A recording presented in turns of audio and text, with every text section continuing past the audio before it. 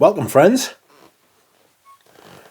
Today we're doing another fragrance rotation video for the week ending the 15th of January 2023. Stupendous. Now, looking at all these fragrances, there doesn't seem to have been much rhyme nor reason this week, to be honest. There's been some vintage designers seem to have been the order of the week, but there's a niche or two in here, and a celebrity fragrance. So we will start at the beginning, and on Monday I decided to wear a fragrance I haven't worn enough of this year, and that is my Opium Secret de Parfum by YSL. This was released under the Parfums Co. stable, I will call it. It is basically just Opium Eau de Parfum, you know. It is YSL's way of saying this is Opium Eau de Parfum. They all used to have different names for the same thing, and this is just a deeper concentration, apparently. Don't get us wrong, it is a little different. There's more myrrh, apparently something called red myrrh. It does come across a little bit more ambery, a little bit less floral, but it's still recognisable as opium. The original opium was an eau de toilette,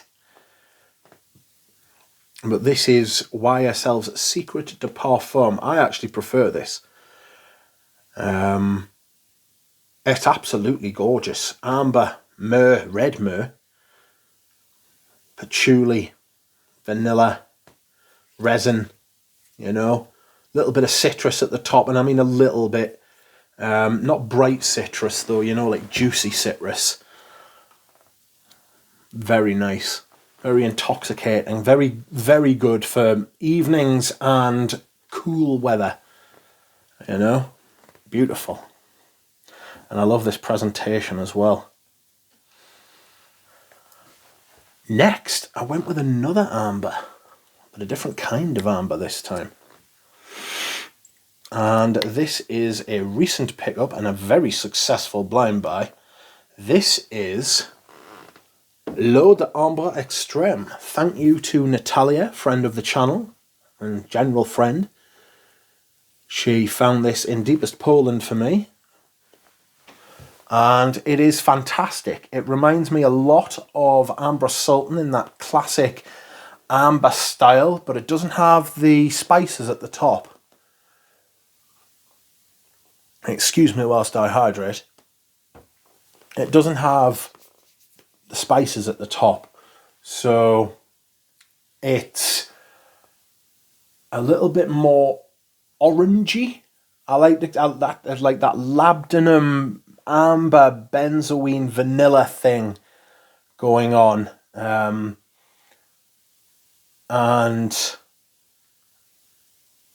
that is what I call like an orangey kind of note, you know.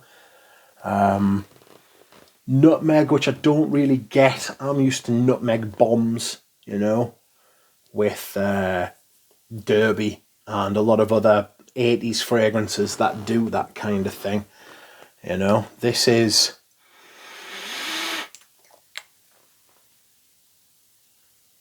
it doesn't have that kind of... not austere, that's the wrong word for it, for nutmeg. It doesn't have that kind of dryness. You know, this is gloopy. It's thick, it's rich, it's a little bit powdery as well. Very good. And I believe this was a Jean-Claude Elena from 2001. I don't know when this bottle's from. It's got a batch code on the bottom, but I know it's the old presentation though, so not to worry. And now for something completely different. On Wednesday, I decided to wear me some Iquitos by Alain Delon. This is fantastic. It is a white floral civet oak moss gem. There's always a fragrance that it's the exception that proves the rule. This is a tremendous fragrance. Anyone could wear this. If they really wanted to. It is the type of fragrance you've really got to want to wear. It's a little bit fruity at the top, which I've begun to get a lot more the more I've worn this. There's aldehydes, rose, civet, a little bit of leather in the base, oak moss. Very complex. Apparently this was second place or a losing finalist to Poison by Dior. I think it was Poison. It was something like that. But absolutely beautiful. And Alain Delon decided to pick it up and run with it. And said, I will release this for men because I am man enough to do such a thing. And thank God. Fantastic fragrance. And that is Iquitos by Alain Delon. Once again, something completely different. On Thursday, this is Noir. Green bottle. Well, clear bottle with green juice. It's easy done. It's an easy mistake to make. Excuse me whilst I hydrate once again. Lavender, anise, spices, curry. I'm certain there's a strawberry note in here. I may have just heard that and just be projecting it onto the fragrance, but I'm absolutely certain that I get some kind of strawberry accord. When I've been wearing it for a while, weird. Natural lavender with this kind of synthetic coffee. This fragrance has no right to work the way that it does, but it does, you know? Absolutely fantastic fragrance. It does all sorts, you know? Immortelle. It's warm, spicy. It's cool lavender. It's like bracing. It's warm from the immortelle and floral. It's got this kind of weird, anise always gives this kind of weird vibe anyway, but it's just, all these notes shouldn't work together and yet they do. This is Coeur de Jean at his very best for me. He's had bigger hits, you know, but I'm not sure he'll have anything, he'll have anything better than this, you know. So that is what I wore on Thursday. On Friday, I went for something completely different once again. And this is Egoist Cologne Concentrate. I prefer this to the original, and I love the original. This is Egoist, but more. It's richer, it's a little bit sweeter, it's denser. It is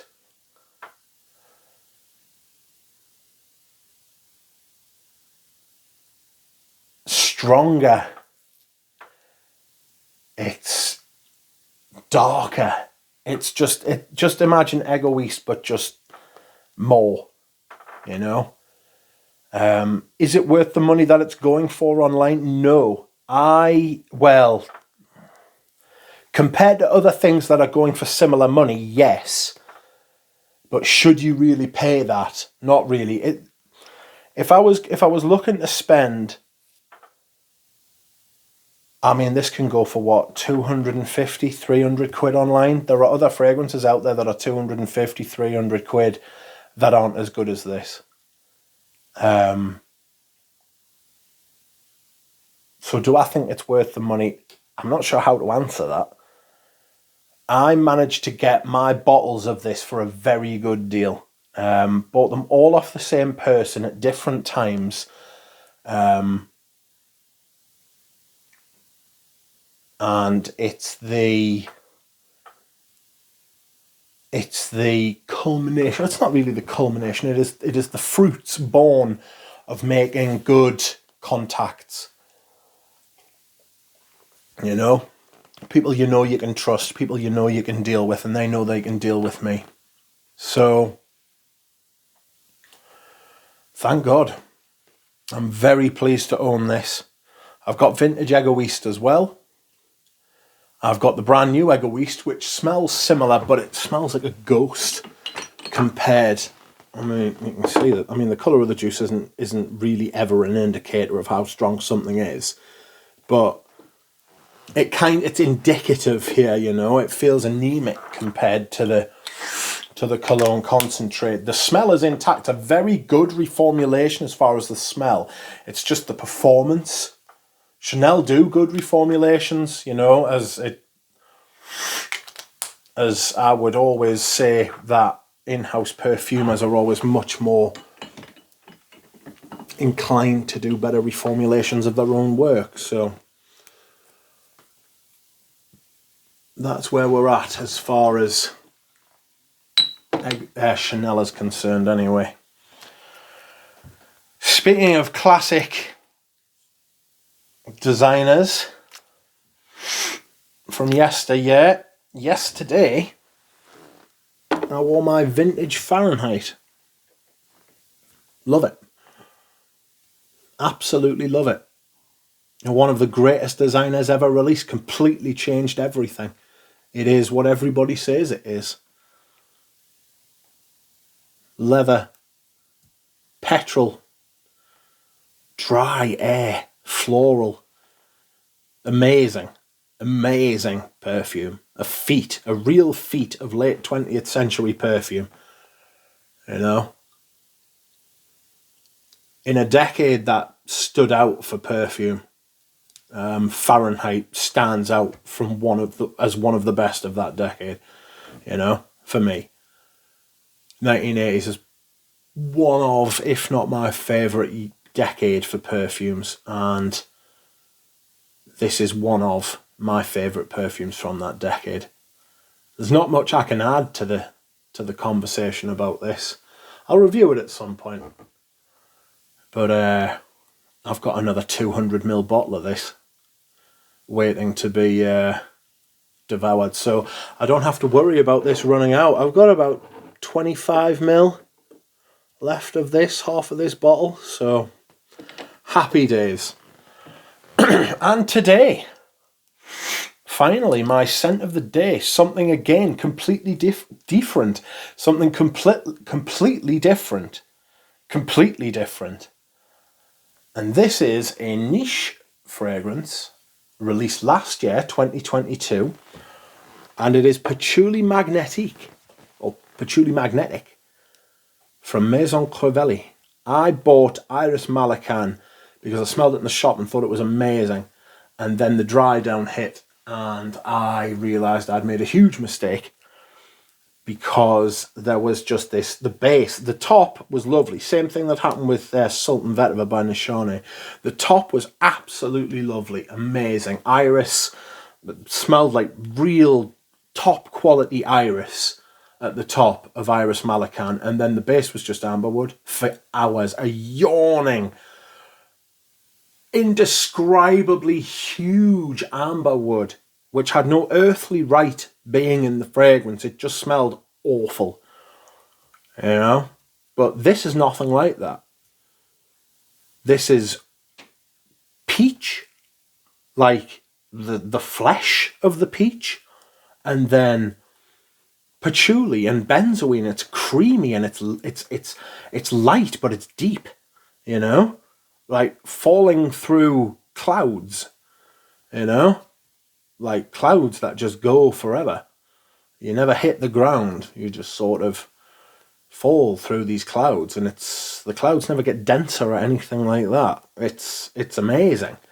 It's an absolutely fantastic perfume. It's a Quentin Biche.